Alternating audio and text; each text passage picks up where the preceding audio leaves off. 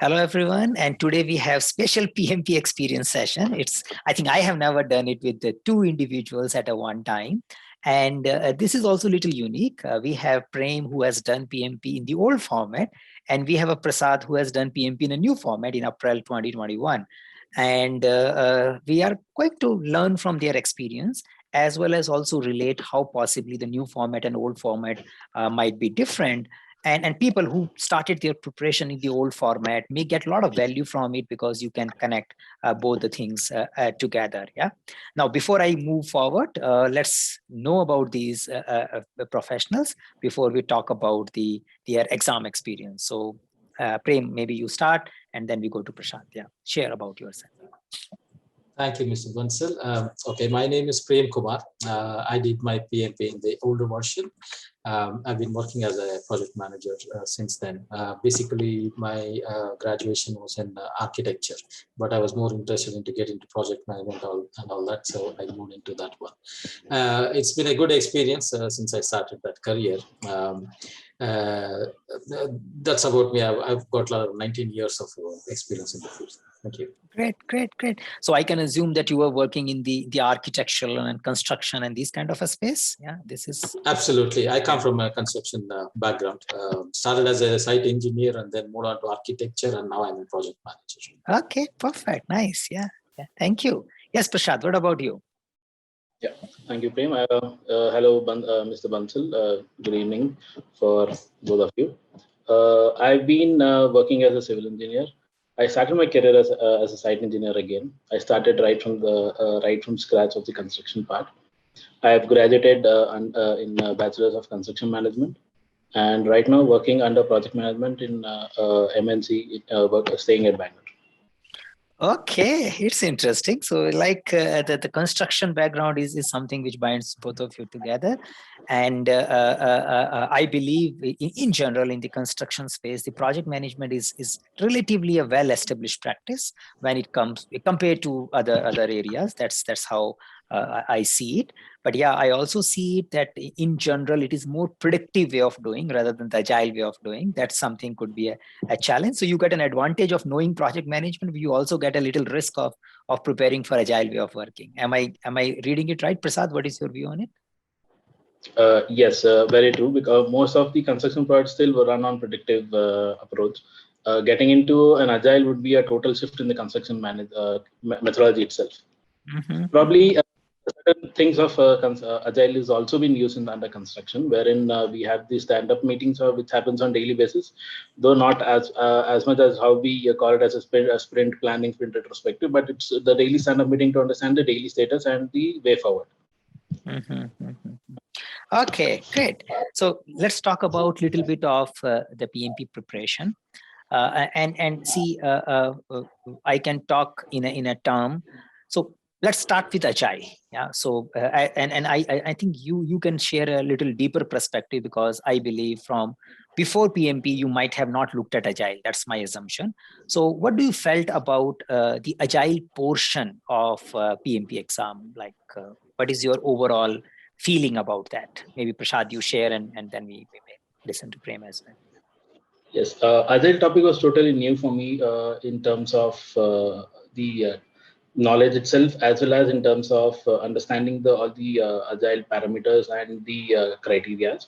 I actually, during my preparation, I took the agile concept totally in for the last 2 to 3 days of my preparation time, wherein initially I totally concentrated on the overall the PMBOK 6th edition completely, and agile I reworked again only in the last 2 to the couple of days, which actually gave me more confidence, so that I understood the agile concepts better only just before the exam.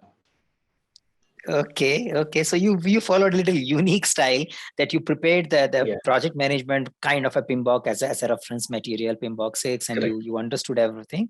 And for the last 3-4 days, you got into the agile concept and say, how agile works, and how this thing turned out when you were dealing with the questions related to agile.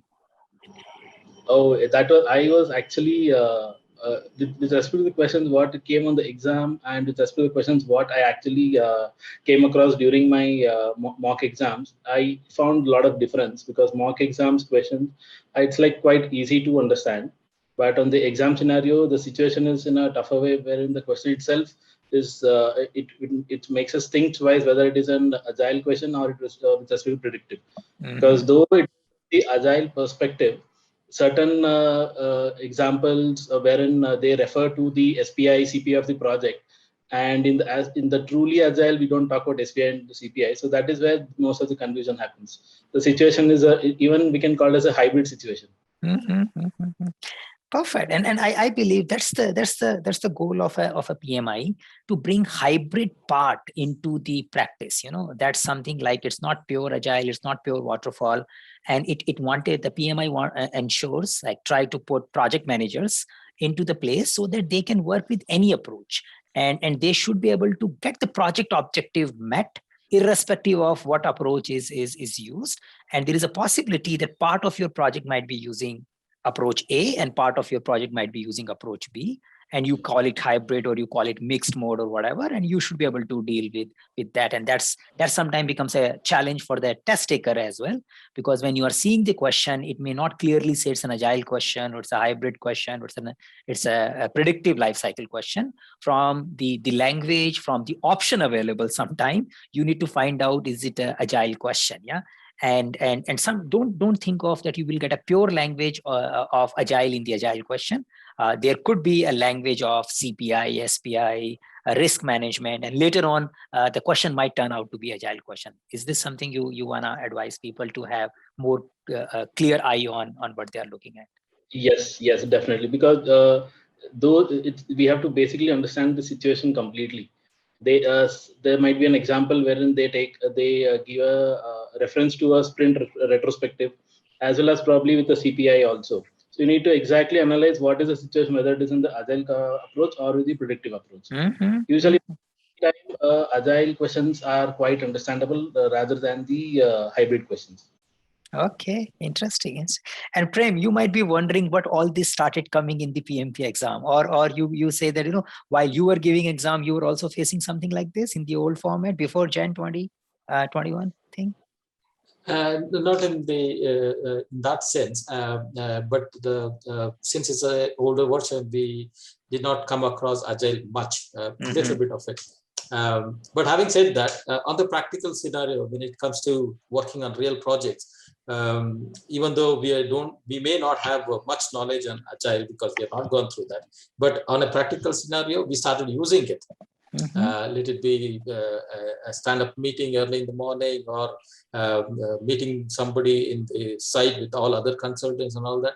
A lot of other examples which I don't have the technical terms for it, but we started using it on a practical scenario. That way, yes, agile is much important, and we need to get to know about it. I think PMA is got to know that very early, and they've started doing it, which is commendable.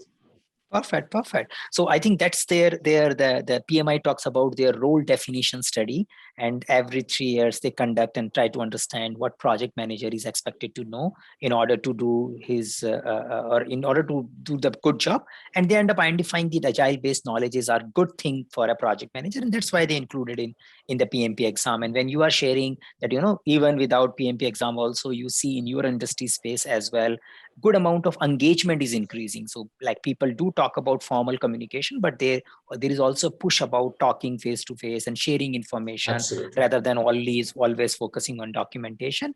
And they may use different terms, but overall everybody's coming together and looking at the project status together, and that kind of events are becoming more and more frequent. Yeah, that's something I'm picking up from here. Yeah. Absolutely. Yeah, that's right. Yes. Okay.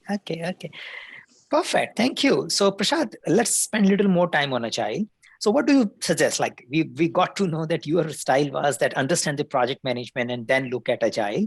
But what do you think if you have to advise someone? And again, everybody has their unique style. Everybody comes from their different backgrounds. So I do recommend the viewers also that the experience sharing is an experience sharing you need to see in your context. But from your side, Prasad, what would you advise to someone when in order to prepare for agile area of PMP exam?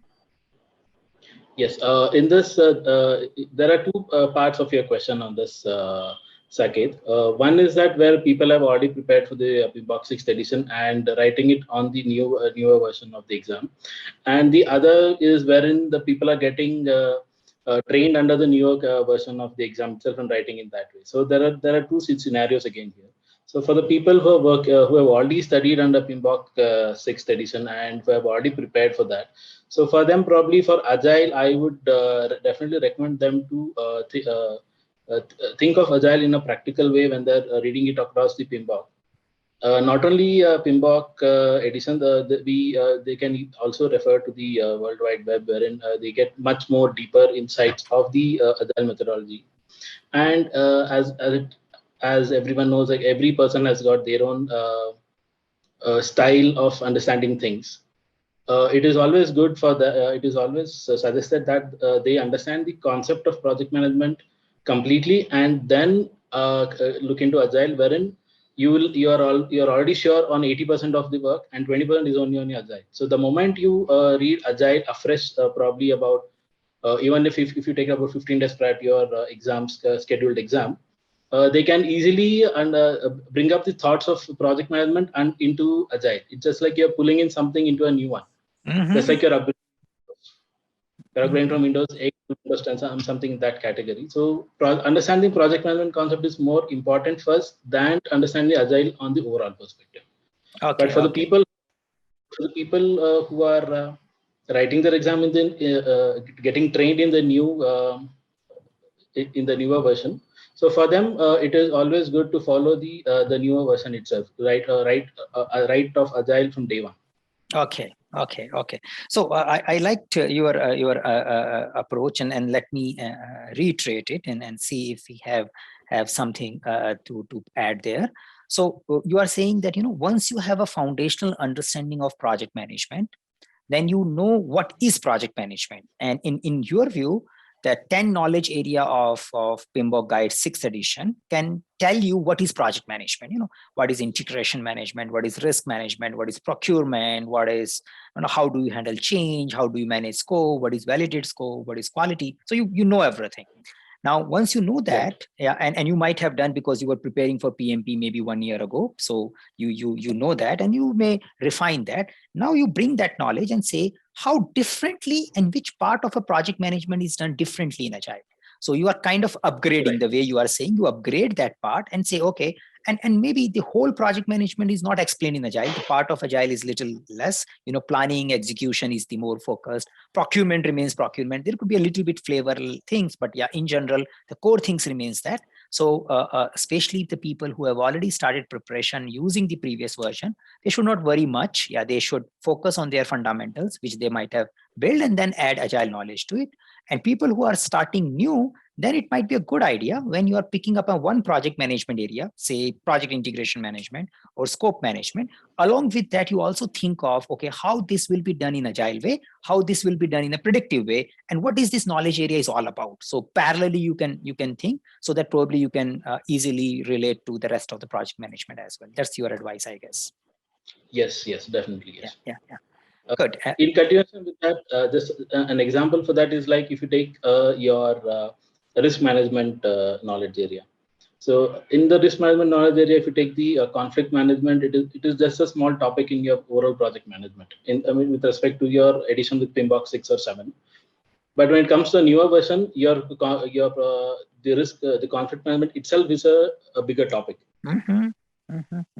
It's like so for people who have already worked, who are already prepared under the previous edition. So if they understand what is risk, the conflict management under risk category, so it will be easy for them to simulate the requirement into the Agile perspective. Perfect. Yeah, so I understand, Prem, the Agile thing is little off for the last topic, but anything you want to add here or before we move to the next domain called people? No, I guess both of you converse in a manner where I could understand what exactly is happening, and I could relate that to what is happening in my practical field also. All fine, thank you. Perfect. Thank you. Now, in the new version, we have something called people domain, and I understand if we talk about our old version of ECO, exam content outline. The domain which were the exam content outline in the previous version was in the process group format. It was never a knowledge area format, but I can see the people related thing were more in the older version was more linked to project resource management knowledge area, project stakeholder management knowledge area, and topics like conflict management, developing team, assessing team, handling motivational and motivational theories, and coming up with a reward and recognition system. So those things were anyway there. It was there in the previous version. It's there in the new version. I see a little bit formatting change. But Prashad, do you see any specific thing which you want to recommend to people when they are preparing for people domain area, like how I can handle that so the people aspect preparation well? Well, in consideration with the people domain area, as you rightly said, Saket, the new process, they have again it's kind of they have reshuffled our entire the knowledge areas into the 3 different process groups again, and giving up the hierarchy accordingly. So under the people management area, I would definitely tell for the new aspirants to concentrate more on the stakeholder management part, and also on the resource management part, because most of the questions, like for example, wherein for my preparation, I mainly concentrated on these part. So, and most of this, you will be able to definitely develop yourself for the other knowledge area parts. So I'm getting stakeholder engagement is the main part. The stakeholder engagement is one of the main part in both the versions of the exam orientations. Whether you're going with your whether you're going with the knowledge area of or with the new process types, the stakeholder engagement part. Perfect. And So, main on stakeholders also. So before I share and summarize your thought, Prem, what do you think about stakeholder management? If you recall the exam you took. Yeah, I mean, it's a most important section in the exam. But for me, at least personally, when I cracked what is stakeholder management, how do we deal with all these things, rest everything fall into place, because one can relate that to other things also. Everything falls into place. So it's very important that anybody who is taking the exam to understand what is stakeholder management. Why are we doing this? Is it important for the project or no? Once you crack that code, then everything else will fall into place. So I would say that's the most important section of everything. Great. So if I just generically talk, and I took the point from both of you, see, what I personally believe, again, it's a personal view, not necessarily a PMBOK or a PMP view, that project management, the success of a project management manager is primarily linked with how well he can work with stakeholders. Now, if you're working as a project manager and you find everybody's your enemy, your stakeholders are always pushing you, nobody's giving you support, and team is also against you, then it might be that you might be doing something wrong. Because if you are surrounded by your enemies, you will only make excuses, you will only make evidences, but you may not make progress. You just make some reports, but you will not be able to move forward. Now, a project manager may think, how do I go about it? How do I deal with it? Because everybody looks like an enemy. Nobody wants to collaborate with me. Nobody wants to give support to me. So that's the stakeholder management. And I believe it's a very soft skill. It's a very soft skill, not necessary that just creating a stakeholder register will help you in managing and when working with them, not just creating a stakeholder engagement metrics or stakeholder engagement plan is going to help you. But you need to find a way to influence, way to network with them, way to connect with them, so that you can get things done. And they, by way of connecting with them, you build trust. So you need to find a way to build trust. And I personally feel that is something PMI also started sensing. And that's why they are also putting in a people domain space. You are saying, you need to have skill to work with people. It is just not all about doing a risk analysis and calculating earned value and saying, your earned value is good or bad. You need to know what the message other person wants to listen. What is his personality? You need to change the message accordingly, because it is just not the report you want to give. It is the engagement you want to achieve. And I think that's the whole goal. So yeah, technically it's a stakeholder management. And I like both of you talking about that the stakeholder management is linked across. It is just not one thing. It is linked with the risk management. It's linked with the procurement management. It links with integration. It's linked with the change. It's linked with, and technically speaking, everything in the PMBOK is linked totally. So try to see people aspect of stakeholder management as a test taker, study the stakeholder management well, and see the integrated part of it, and also see the softer part of it, like leadership style, influence, conflict management, dealing with the different personalities, along with the stakeholder management knowledge area lines. I think one should be able to do good. Yeah. So Prashad, your view on my interpretation of you guys thinking a thought on this? Yeah. No, it was very well tailored, Saket. Good. You tailored both the thoughts of Prem and Prasad. 2 P's, yeah. Okay, that's good. Okay. Tailoring is also a main part in the agile approach. Yeah. It's all about finding what is working and what is not working, and then taking it forward. Good. The business domain, which seems to be a new thing, but though I believe our initial PMBOK lesson 1, lesson 2 always talked about business benefit management plan and the compliance requirements and all those things. It was there though, but yes, it looks like there are few tasks which are new.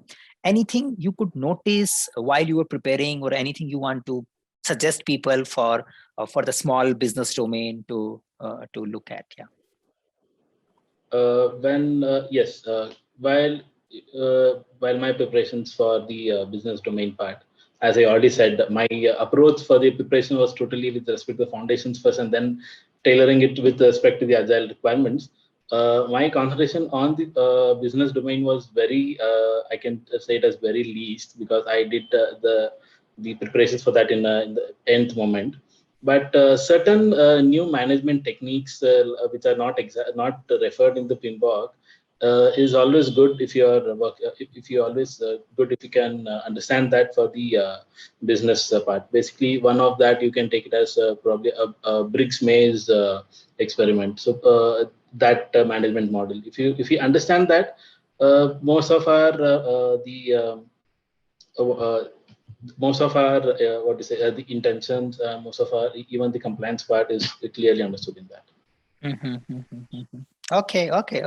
So what you are saying is that, in your approach, you gave it a less performance, less importance, but later on you realize that there are some models which one can. So the MBTI, if you are referring to, that's a personality type. The Bridge, Bridge something. That's a personality type. Bridge. Yeah. So that is also kind of a people side of it, and then we can see how it relate to it. Yeah. And I do see many times people are coming up with the similar thing. The business domain is going background. They don't, many test takers are not explicitly preparing for business domain. I think the old ones, especially the people who started preparation from the old PMBOK, they usually go ahead and give the exam without explicitly looking at a business domain, and they find some of them do decent also in the business domain. But the people who are coming with a new preparation, they are starting afresh, like you were talking about, they give a little more specific attention to a business domain, and then they come through. Yeah. And also business domain is like your practical approach, like how you're working on day in, day out. Questions of that is directly on what we work on daily basis. So organization works. Yeah. So the idea here is, and I also want to hear from Prem from a practical aspect point of view. So the idea of earlier project management, like ECO old, was that you get a project charter and you get things done. That's the thing. You have been given a mission, you achieve that mission. That's your responsibility. The idea of new ECO, when you relate to a business domain, you are not only concentrating on project charter, you are also going behind project charter, like what was the project need, what was the business benefit which triggered the project charter. And while you are doing periodic reviews, periodic analysis, retrospective, you are expected to not only limit to what has been given as a scope statement or what has been given as a requirement to your project, you also check back and see how are we doing against the benefit which we have initiated this initiative. And you as a project manager is expected to ensure the alignment between the project charter, the benefit management plan, business case, which was the initial one, and your current project management plan. Now, the issue is many times the business case keeps evolving. You did something and business cases may change, the environment may change. So as a project manager, we should also need to make people aware that, these things have changed and how should we deal with it? Should we raise a change request? So many times it is resulting into a change request if I look at a predictive life cycle, but it is something which is the proactive change request. You are looking at business cases and all. So that is expected in a new way of dealing with the project management, that project manager also see a business in mind. So what do you see? Like, let's start from Prem. And do you see these kind of things happening in the real world in your environment? Definitely, we are not talking about the whole, where people are also expecting project managers to know beyond project charter and focus on the business case as well. Absolutely. I mean, in the practical field, when you see these are everyday things which we will, as a project manager, we will have to deal with. Every moment there is some change happening from different stakeholders. Mostly it is from the client himself. But this is what is a major responsibility for you to handle it. Every time there is a business aspect which is changing. So how do we align our own project running of the project on a daily basis towards the goal, what is the latest goal to reach that business aspect of it. So I would say, as a project manager, you have to be on your toe every moment and expect the changes happening almost. And nowadays, I'm working on some of the project where I come across changes every 2 hours. Okay. I'm not exaggerating. This is a construction industry, and you're talking about change happening within 2 hours. The client is coming back and saying, okay, this is a change I need to put into this project, and please align yourself into this one. And suddenly there is some other consultant coming and saying that, okay, that may not be possible. Let us do it this way so that we can align our own self into these things. So you can expect changes every 2 hours, 3 hours.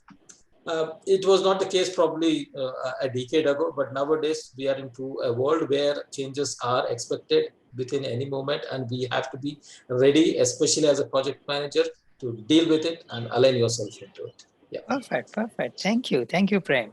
Prashad, you want to add something? Yeah. Yes, adding on to Prem's point, definitely managing the change request is one of the main part of the project manager on the current scenario, the current days. If you take an example, I work in an operations field now. Operations management is one of my work, and we are doing project management for a lot of projects that are under operations. Now, without understanding the business case, there is no point for me to go ahead and start the project. I work with an R&D sector. Unless and until I know for what is the purpose of doing the required setup, the scientists, I cannot start even my work. I can't prepare a project charter as well. Though even if I do a project charter, then probably it will be only about 50% true as per then totally basis my experience and not with respect to their requirements. And to be very honest, like how Prem said on the construction field, and also with respect to the operations field, also the changes are inevitable. You changes every now and then. It's like sometimes even the entire scope of project is either increased or decreased, or even the business case itself, there is a change in business case itself. I've done projects wherein the overall business needs has been modified during the process of the project. Good. So if I just take your experience and the elaboration, I convert into a PMP exam preparational style, and I want to make a statement like, if you are dealing with projects, you better start thinking of why we are doing it. And you also see how it is going to be used in the long term. So as a project manager, don't limit your scope for a project management plan and its execution alone. Think of how it will be operational.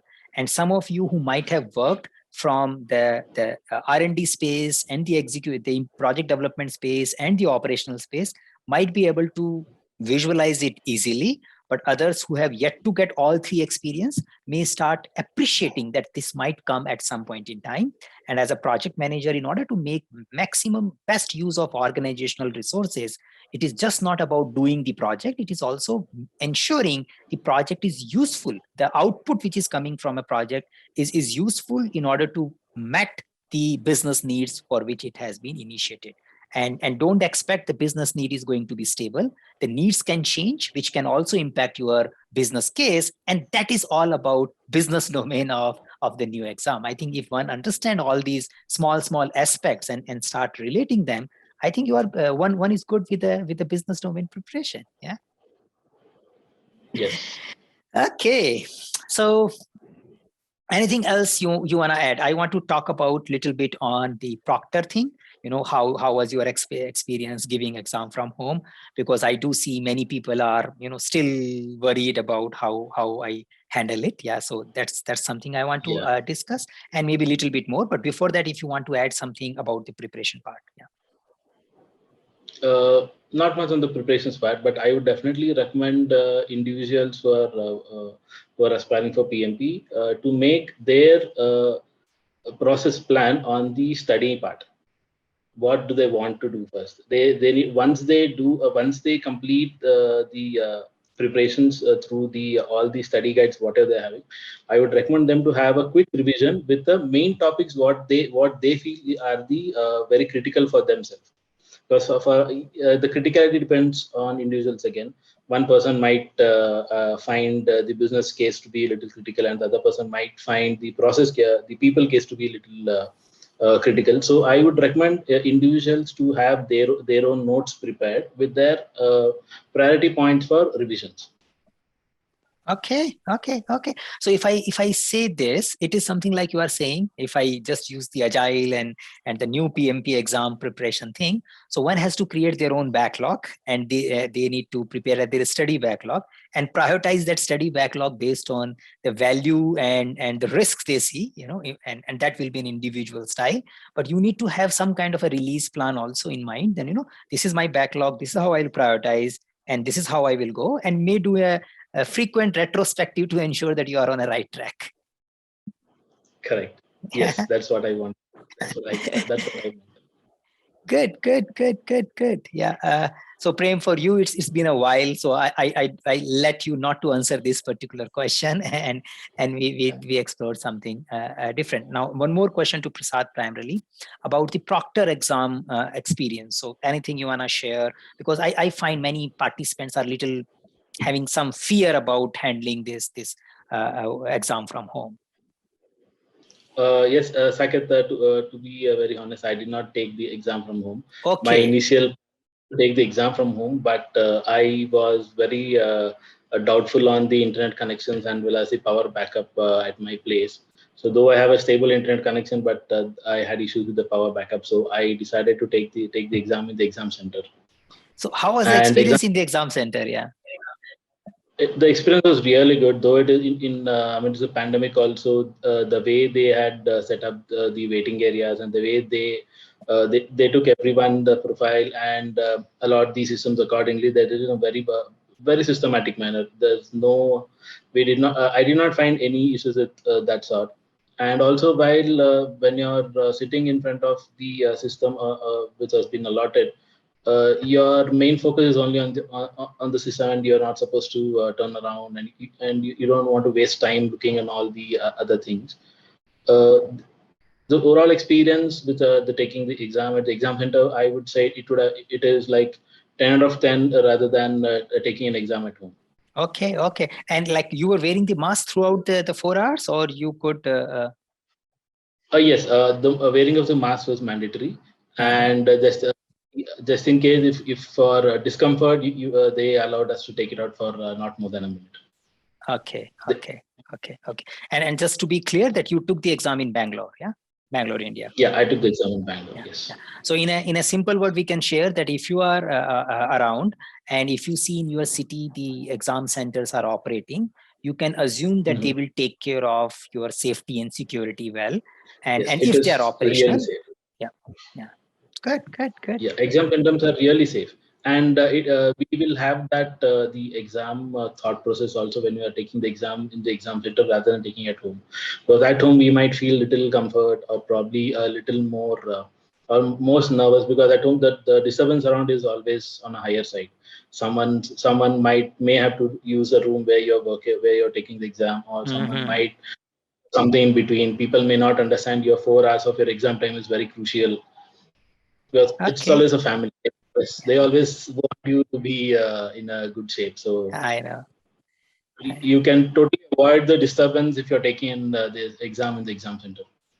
Perfect. Yeah, perfect. Thank you for sharing that. Now, I want to ask. Now, it's a kind of thing. How you discovered our YouTube channels and videos. Maybe I need to ask this to Prem first, because you may say that Prem might have introduced me. So I asked Prem, and then I asked you, Prasad, about how you discovered our YouTube channel, where you checked some of our videos. I think while you were preparing for exam. So Prem, how you discovered us? Yeah, it's a very interesting question actually, and the process I discovered is also very interesting actually. I had my own way of studying, like Prasad was explaining. He had his own way of studying and all that. The first thing how I started preparing is taking the mock test, just to understand whether am I able to understand the questions first, right? I did that, and I noted down a few points, the concepts where I had to go back and find out what are those concepts. Obviously, PMBOK helped me to understand all those things. But how do I get deep into it?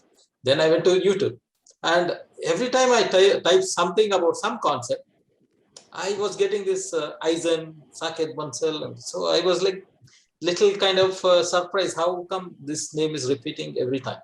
Then I wanted to explore more into it. I'm not exaggerating again.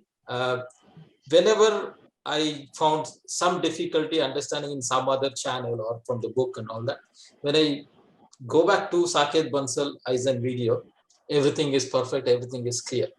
And not only during that exam period, the study period, exam and all that. So those kind of concepts which you have made it very clear on the videos is helping me even now in my professional life. I'm not at all exaggerating. I'm sure, like me, there will be hundreds or thousands of them who would have benefited out of all your videos and all that. So I would say, how did I discover this Eisen YouTube channel? Is because I wanted to understand some concept very clearly. When you go to YouTube to understand more clearly about it, this is what comes up, and it is very, very clear. Once somebody gets into this videos, they will stick to it. That's why I strongly recommended Mr. Prasad that you only go through these videos. I'm sure you'll pass. There is no chance that you'll go back. So he stuck to it, and we are all here. Thank you very much, Mr. Bansal. Good. I'm very happy that you found the content useful. Our whole purpose of putting that content is this only, so that people who have some doubts, may want to explore a little more, can do it. And our intent is also not only focus on exam, just explain the concept. Exam will come as a byproduct of it. Yeah. Yes, Prashad, your story. Prem recommended you or something else? Yes. Yeah. Yes, definitely. We Prem definitely recommended your videos to me. But prior to that, yes, I had a lot of sessions with Prem wherein I was thinking, what is the best way to prepare myself. So during that time, definitely Prem gave out. He helped me out being professionally known. So when I started preparing for my exams, I had still not opened any of your videos till then. So what I did was I once completed the entire study, and after that I started looking at the videos. So the moment I started looking at each and every video of every topic, it was like I was just going through the entire PMBOK just in 10 minutes. It's like every topic you're finishing 10-15 minutes of your video. It was a revision time for me for 15 minutes of that each topic. Yeah. And it's like in the PMBOK, yes, after the ITTOs, we have that the process diagram chart. So your video always explain exactly the process diagram, how things are, how they're going in, how they're coming out, and the concepts. And it was so crisp and very quick to understand. it's just like sitting in a normal regular class. Though it was an online video, it was like my experience was like sitting inside a class and seeing things live and understanding it from the whiteboard. Perfect. Thank you, Prashad, for sharing. And I would say this is the first time I have asked this question. I have been taking PMP interviews and all those things. Yeah, but since I got an opportunity to talk to two people, so I thought, better I know what is happening here. And usually I will just rush and do the business and say, okay, this is done. Even your videos are. Sorry, friend, please go ahead. I kind of envy those who attend physical class with you, because they will have all the chance to ask questions and find out more about it and all that. In the YouTube channel, we may not get the chance. So I envy those who actually attend your classes. Thank you, Prem. Nice. Yes, Prashad, you were saying something.